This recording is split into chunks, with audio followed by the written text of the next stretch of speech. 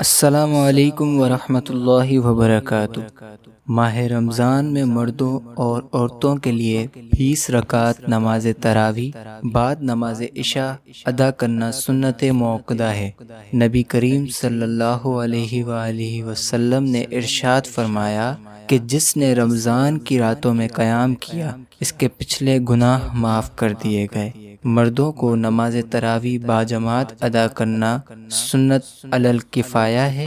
اگر تمام اہل محلہ الگ الگ تراویح پڑھ لیں گے تو گنہگار رہیں گے، اور اگر باجماعت ادا ہو رہی ہے اور کسی نے تنہا نماز پڑھ لی تو گنہگار تو نہ ہوگا مگر فضیلت جماعت سے محروم ہوگا۔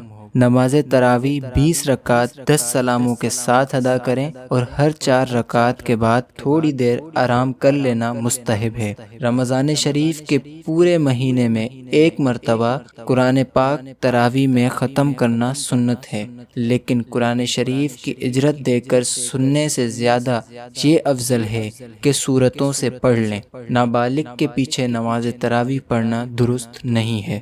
نماز تراویح اگر جان کر چھوڑ دی یا سفر و مرض میں چھوٹ گئی تو جس رات کی نماز تراویح چھوٹی ہیں اس کے گزر جانے کے بعد قضا لازم نہیں ہے، البتہ قصداً چھوڑ دینا گناہ ہے۔ اگر کسی شخص کی تراویح کی کچھ رکعتیں رہ گئی ہوں اور امام وتر کی نماز پڑھانے لگے تو یہ شخص وتروں میں امام کے ساتھ شریک ہو جائے اور بعد میں تراویح پوری کر لے۔ اگر کسی شخص کو عشاء کے فرض جماعت سے نہ ملے ہوں تو فرض تنہا پڑھ کر وتر اور تراویح باجماعت ادا کرنا سنت ہے۔